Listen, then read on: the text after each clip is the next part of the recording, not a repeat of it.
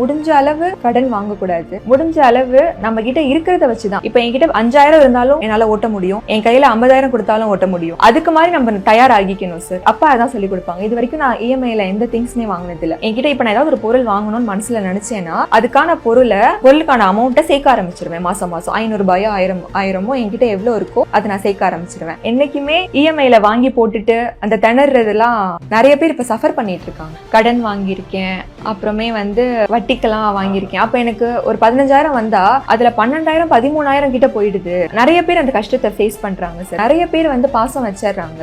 இப்போ எல்லா அப்பாவும் குழந்தைய பாசம் வைக்கிறது நேச்சுரல் தான். ஆனா அளவுக்கு அதிகமா பாசம் வச்சா அது டக்குன்னு ஒரு நாள் அவங்க நம்ம விட்டு போயிட்டாங்கன்னா அது அந்த குழந்தைங்களுக்கு ஏத்துக்கிறது ரொம்ப சிரமமா இருக்கும் சார். அதனால குழந்தைங்களுக்கு இருக்கிறப்போவே எல்லாமே கத்துக் கொடுங்க. எல்லா அப்பாவுக்கும் நான் என்ன சொல்லுவேன்னா, செல்லமா குழந்தைய வளங்க, அதே நேரம் அந்த குழந்தைக்கு எல்லாமே கத்துக் கொடுங்க, கஷ்டத்தையும் கத்துக் கொடுங்க. அப்பா எப்படின்னா அவர் எல்லா கஷ்டத்தையும் மறைச்சு சந்தோஷத்தை மட்டும்தான் எனக்கு காமிச்சிருக்காரு.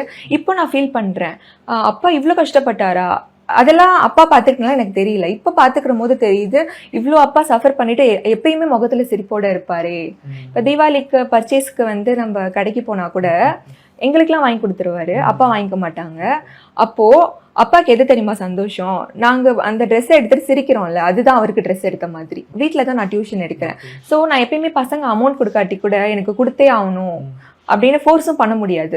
ஒவ்வொருத்தவங்களுக்கும் ஒரு சிச்சுவேஷன் இருக்கும். சில பேரண்ட்ஸ் சொல்லுவாங்க எனக்கு முடியலடா, இன்னும் தம்பியோட அப்பாவுக்கு சம்பளம் போடலை. அப்போ நானும் யோசிக்கிறேன், நம்மளும் ஃபேமிலி ரன் பண்ணுறோம், அவங்களுக்கும் ஒரு ஃபேமிலி இருக்கும். அந்த இடத்துல எனக்கு அவங்கள ஃபோர்ஸ் பண்ண முடியாது. 10 டேஸ்லயோ 5 டேஸ்லயோ எனக்கு கிடைக்காது அமௌண்ட்டு. மந்த் எண்டும் கிடைச்சிருக்கு, கிடைக்காமையும் போயிருக்கு, 2-3 மாசத்துக்கு ஒரு தடவையும் கிடைச்சிருக்கு, கரெக்டாகவும் போட்டுடுறவங்களும் இருக்காங்க. அதனால எல்லா வகையுமே இருக்கு சார். யாருமே என்னை பார்த்தோன்னே கண்டுபிடிக்க முடியாது. அப்படிதான் நான் வெளியே காமிச்சிக்கவே மாட்டேன்.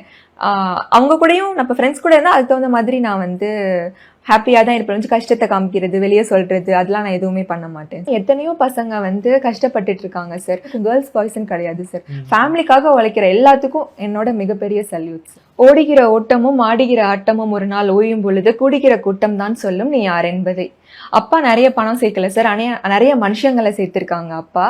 அதனால நான் மக்களுக்கு என்ன சொல்வேன்னா, பணம் இன்னைக்கு வரும் நாளைக்கு போகும், நிறைய மனுஷங்களை சேர்த்து வைங்க. அந்த மனுஷங்க தான் நம்ம கூட கடைசி வரைக்கும் இருப்பாங்க. பிரைவேட் டீச்சர்ஸ்லாம் நிறைய பேர் கமெண்ட் பண்ணியிருந்தாங்க, 3,000 தாம்மா வாங்குறேன், இல்லைம்மா எனக்கு 5,000, நான் டபுள் டிகிரி முடிச்சிருக்கேன்மா, எம்எட் முடிச்சிருக்கேன், 9,500 தான் வாங்குறேன், அந்த மாதிரிலாம் நான் பார்த்தேன்.